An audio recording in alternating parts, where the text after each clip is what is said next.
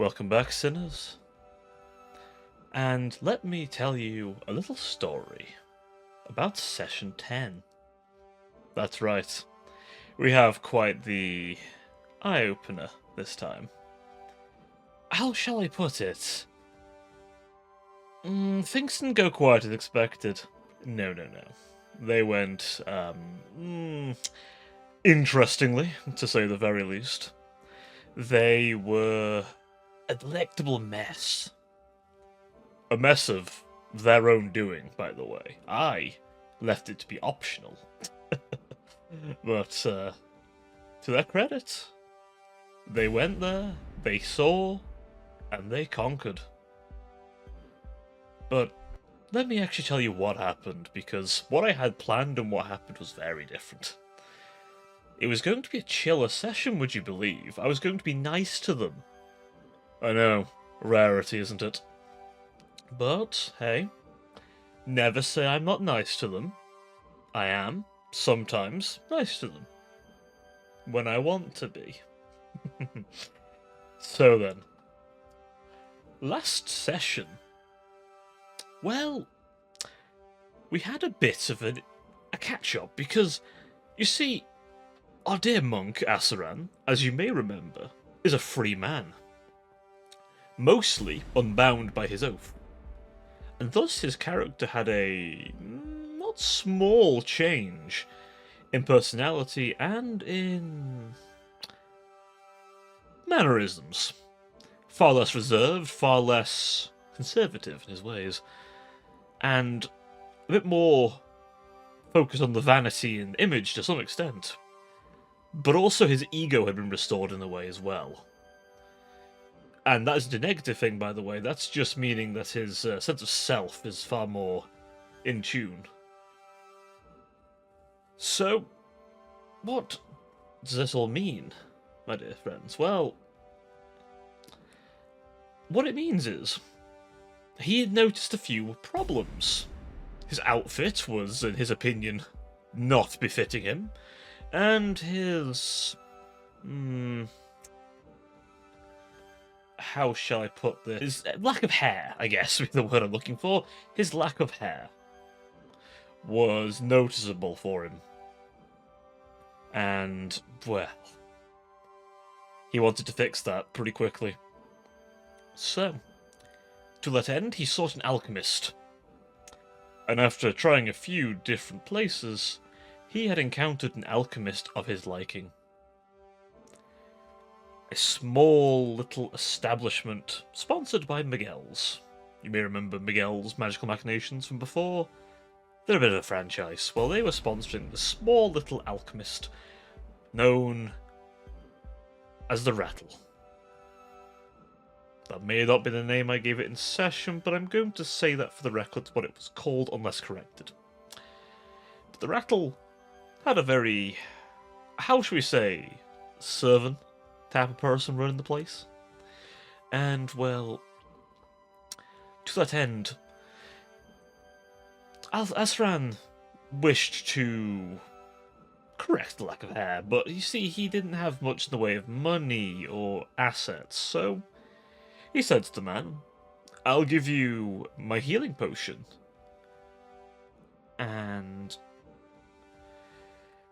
well, whatever platinum's in my pocket.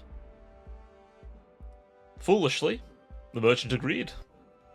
And Asran gave him the healing potions and what was in his pocket of platinum, which was nothing.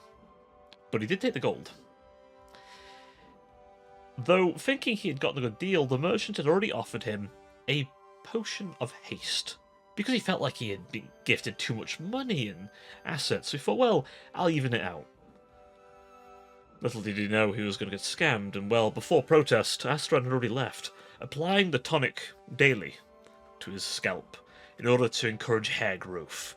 And that haste potion came in very handy for him. I have to be careful in giving him access to such things, because they do turn him into a bit of a monster. While Asaran was intent on sabotaging the efforts of a local merchant, and scamming him outright of valuable resources, the others were getting ready to go. They had believed Asran had left them, now having his freedom, so just went, left the single cut, and proceeded on their way to the warehouse, where the drivers had already prepared to get going. Asran did manage to get back to the single cut, only to find them gone, and thus had to run after them himself. After nearly missing them, he did manage to catch up, just barely, reminding them that, hey, you're probably going to need my help, and I have my own reasons for going there too. As it turns out, Asran has a few prior lovers potentially still out there. Children, wives, yes, plural. Man had a lot of riz before he was bound, after all. Did I just unironically use the word? Kill me. Moving on swiftly. The party then left, heading to Hule, which is a merchant town of itself. The drivers insisted on it due to, how shall we say, having all their resources and food taken from them when they were captured. And they would have liked some supplies for the road, as, well, prices in the merchant states are a little more varied. But, after a bit, they had finally left Nemen and entered the merchant states. The merchant states themselves are each think of Venice, a city-state unto themselves, though each of them had signed an agreement to aid each other in times of need or war.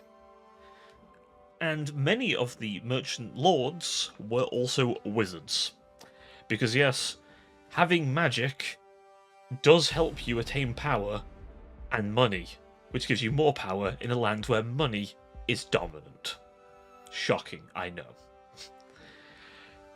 But the party would not have to deal with any such politics. Instead, they would arrive in a city known as Kaisla. Kaisla is a bit of a, how should we say, more militaristic city. Its guards are slightly better armed, and its walls better built. And there's a sufficient increase of firearms imported from the old world, and also some locally produced. The party, again, wouldn't have to worry about this too much, but it is a little factor, just for you to know the little bit. Now, the party had a bit of time because, well, the ship they were going to go on was a month out. Yes, the ship comes about once every 6 months, assuming no complications. So, they had a while. Thankfully, their journey didn't take much longer. So, having this time, the drivers managed to rest up, whilst the party, well, did a bit of wandering around, and a few days in, had overheard about a local killer. Someone called the Butcher. Now, this Butcher, well, allegedly a man, so they say. Could be a woman, could be an animal, could be a thing, who knows. But whatever it was, it killed a lot of people. And, well, 30 guards from different nearby places, including Kaisla, have been sent after it. Each of them dead. Not a lot returning. The creature was described as having hooves and horns or antlers.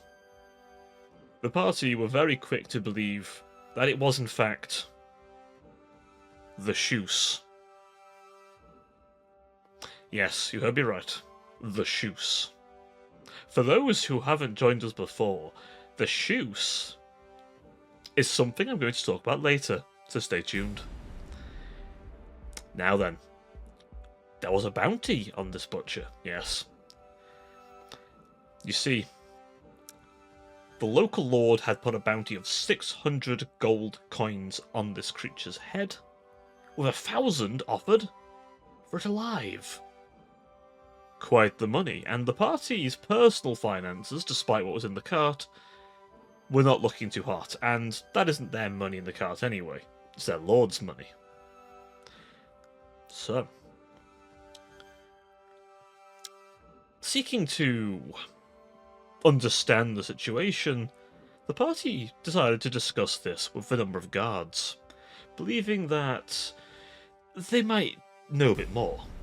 The guards offered a bit of advice and knowledge they were aware of, that being that it wasn't alone, seemingly, and, well, let's just say other groups of 4 or 5 have gone before and not come back, and most reports state it was a brutal creature. And let me attest, it is. Not dissuaded by the warnings, the party set off. They believed that this was perfectly within their power to take, and, well, we'll find out, won't we? So, tracking the creature down into the depth of the north, yes, it had gone to ground in a pioneer town. There were many such towns dotted around, some still inhabited, many abandoned, as they were kind of deemed unnecessary or unsafe. You see, whereas Beijing may have had a grasp on the beast, and Naaman hunted them for sport, the merchant states were far more divided in their dealings with them. Some places, effective, others, not. The only place really in the New World, should I say, that is safe from the beast is Tarn. And that's only because nothing lives long enough there to mutate. Or perhaps the beast simply doesn't care for it. There's not many people there either, so hardly any sport. But whether the party go to Tarn or not is unknown. Maybe they'll briefly see it. Maybe they're already dead. I'm being coy. So, to move on swiftly, the party managed to find this pioneer town. Once upon a time, it was a town known as Ervengard, founded by a pioneer known as Genadiah Ervengard. The Ervengards were a prosperous family, merchants, traders, miners, craftsmen. They were a varied bunch. They had come from a lineage of merchants from the old world and sought their glory and fortunes in the new one. The Ervengard name is a shadow of what it once was, but there are still descendants of them dotted around. They were quite prolific, and a large family at that. This town now, however, was certainly far from a jewel of the pioneer age. No, it was, how shall we say, dead. Completely dead. Cadaverific, if you will. And cadavers were strewn about, certainly. In the cold snow, only the warm, fresh blood provided warmth. And the warm clothes the party were wearing. In Rack's case, his lovely pelt cloak, which began to writhe and wriggle as they entered the town's area. Yes, not quite as dead of a pelt as it might have first seemed. For you see, that pelt belonged to the despoiler of Filkavir Valley, and the flesh of the despoiler recognised its home. For yes, it was the Shoes. I had a map ready for a long time, and felt like this was a funny excuse to use it. I didn't think they'd actually go looking for it, but I thought, you know what, I've hyped it up long enough. Let's have the Shoes. To give you a little bit of story on the Shoes, or the despoiler, it earned its name through its complete decimation of the Filkavir Valley, and is often described as a haunting monster that roams around the whole old world, occasionally braying and bleating its way at the walls of Beijing, but quite often it likes to live near the husk. Not too far away, just far enough away for it to be able to take a good look at its maker and master. For, in a way, the despoiler was a demigod. It was perhaps once upon a time a normal moose that had simply been afflicted, but the beast seemingly took a liking to it. It contorted and twisted the monster, that it is now, into a beast of primal fury, flowing with eldritch power, and the ability to command the unliving in a way unlike any other necromancer around. Many scholars debate how the beast's command of the living dead could have even come about, but many simply accept that it is a god of unknown strength and power. So perhaps, simply put, it can give its followers and disciples and creatures whatever kind of power it damn well pleases. But we'll leave the debates on the Shoosa's potential strength for another time. The party were going to find out the hard way what its martial prowess looked like. However, as they saw it and it sensed them, they quickly thought to check the nearby buildings because they suspected an ambush. They were somewhat right. They burst open the door and immediately were met with a blight. The blight is a crocodilian-like creature. If I remember rightly, I will put an image on screen showing you the blight itself. But needless to say, the blight is a disgusting monster. A horrific creature, the likes of which few could stomach. The party had a bit of a problem with that one. They knew that it was going to be quite the fight, and also, let's just say the blight doesn't go down so easily. In fact, you might say the blight, how shall we say, has troll-like regeneration. Yes, indeed. This abomination was certainly more than a match for them. With the Shoos there, and a number of Lost bursting in from a nearby chapel, the party had quite the problem on their hands. And, well, just between the buildings, towering over all the other monsters, the Shoos was there. Now, naturally the party had to quickly act, so Asran drank a potion of haste. This was a very good idea, by the way. The increase in everything it gave him was, well, probably one of the things that helped swing it in his favour in the end.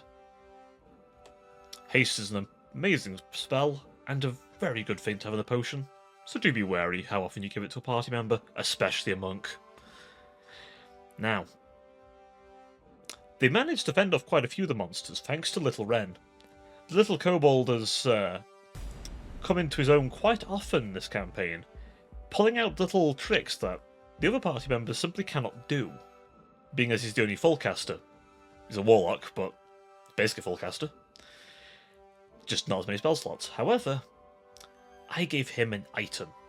Yes, his gloves, or should I say his new hands.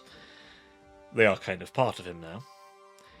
And, well, Ren managed to launch a Hunger of Hadar in the area. This spell has a very large AoE, does ice damage to anything starting in the initial area, and then does acid damage to subsequent people who stick around, as the cold and milky white tentacles attack various creatures.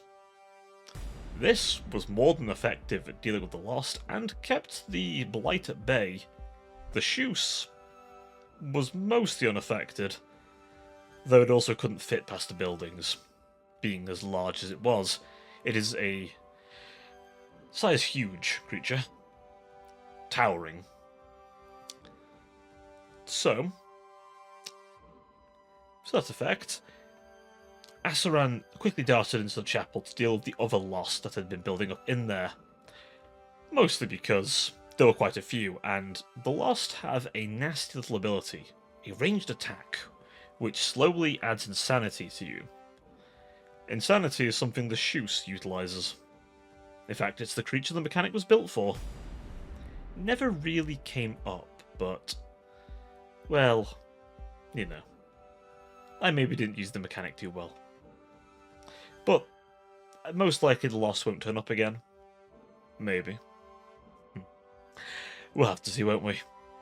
But, speaking of the shoes, it took a bit of offence to Asran going into a chapel, and because I had been prudent in making sure the buildings were destructible, it decided to use one of its minions as ammunition, because yes, it can impale a lost, or a creature that counts as a lost, and throw it through a wall, or throw it at a person. It never got to throw it at a person, but it did get to throw it at a wall. Blowing the wall up. If you're wondering, the shoes can also use them as a meat shield. Increases AC and gives it 10 HP. This also can be done with players.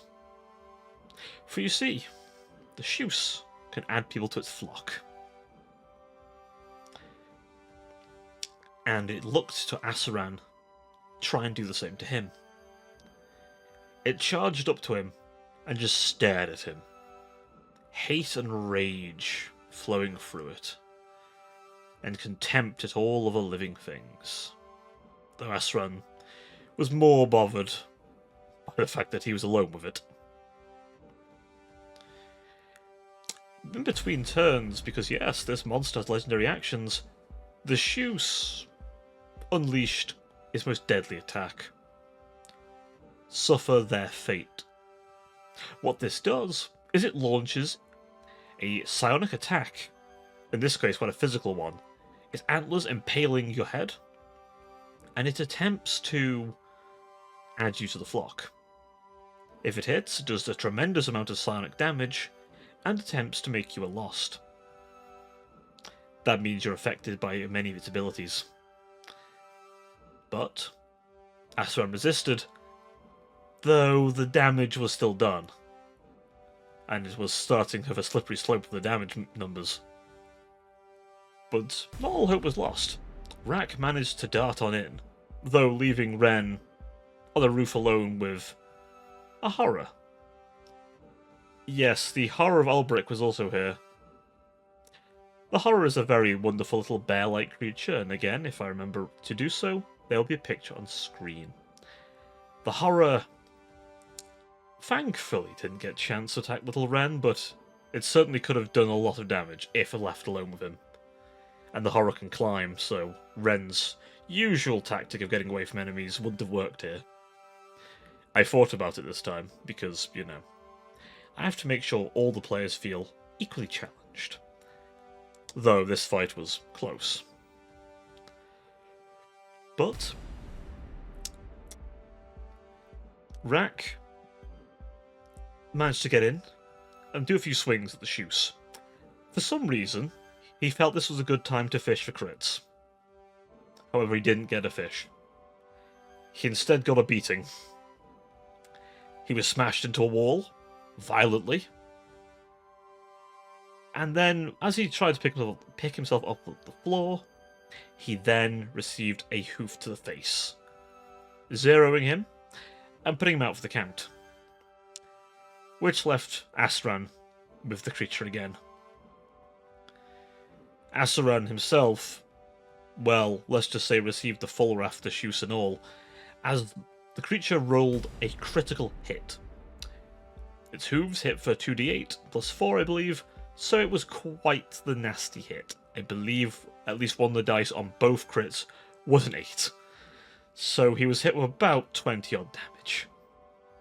As you might imagine, he was put to 1 health. A critical blow, so to speak, and unlike Rak, he can't survive a single zeroing. However, little Ren came in again. Managing to slip on in, using a teleport, he used another power of his gloves to heal Rak to a good amount of health. He could survive about 2 hits, thankfully for that. Rak managed to get a couple of good hits on him, actually using the smite this time. Thank you, Rak, for remembering you have that. And Then Asaran began flailing. Absolutely flailing attacks at him, and on this particular turn, he gave it everything. To quote the list here, because he had an extra action, he used that. He used his Action Surge. He used Flurry of Blows.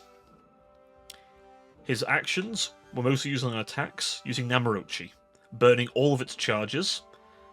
He'd already imbued a Lacerate to stop the beast from moving as far without taking damage, and then a Topple. This then aided in him performing his stunning strikes with his Flurry of Blows. What this meant was the creature was stunned, and then he could wail on it further. And after a tremendous amount of hits, he finally managed to fell the beast. And they thought for a second I was going to pull a second phase on them. Now I could have, but I didn't think that was necessary. Also, I hadn't put it in the sheet. I do like the Mythic phase, by the way, Wizards of the Coast. I think it was a very smart idea, and I hope you keep it, because second phases are fun. And terrify the players. And I do love making my players shit themselves sometimes. I'm a nice DM. Don't you agree? In fact, I'm so nice that I left them with a present. 2 presents, actually. One, the blackened skull of the Despoiler. For yes, after it was killed, the creature erupted into black energy. A wave of heat blowing out from it, leaving naught but a charcoal body, and all other monsters affected by it dead. For yes, the beasts, the lost, all had little antlers growing out of them. The Shoosa's power. And yes, the Shoos is because it looks like a sheep and a moose combined, apparently. That is why they call it the Shoos. It's a cute name, so I keep using it. Though I could tell things were getting rather serious when they started actually calling it the Despoiler sometimes. It lived up to the hype, at least, which is good. Though, they were left with a black skull, which Asaran decided to use as a hat. We ended the session with the 2, Asaran and Rak, that is, discussing Ren's mental faculties, as little kobolds. Intelligence went anywhere from omniscient to brain dead, depending on his parasite patron playing with his brain lobes.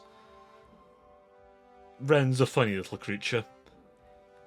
His semi-regenerative properties are unique and concerning.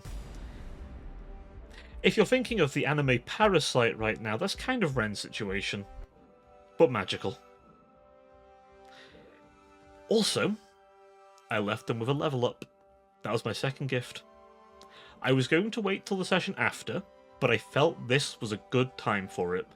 I'd hyped up the Shoos, and they had killed it. So I felt that felling a demigod was worthy of a level up. I'm sure you'll agree. A minor demigod, yes, but a demigod, no less. And with the party at level 8, they have a bit of power behind them now, and they're going to need it. But till then, sinners, that is all for today's retelling. A little, well, I was going to say shorter, but I looked at the time. I do hope you enjoyed my retelling of Session 10. We shall have Session 11 soon, and it should be a spicy one. Again, please, if you feel that I've done a good job, maybe give me a like. And if I may be so bold, my dearest sinners, or my to-be sinners, would you be so kind as to give me a subscribe as well? That little subscription button in YouTube, anyway, costs you nothing, and it means the world to me. If you feel I've not done a good job, though, the dislike button is there. I will understand. But either way, let me know in the comments how I did. Do you like these kind of videos? And also stay tuned for a similar-ish type of video, though in this case it's a setting more about, well, something like myself. For yes, I thought some collaborative VTuber lore is in order. and I'd like to take you along the ride as I build that lore. So, all being well, that'll be next week. This week coming, however, you should be watching this, hopefully. And if I don't see you Thursday, the same week, I do hope to see you around, sinners. Till then, ta-ta for now.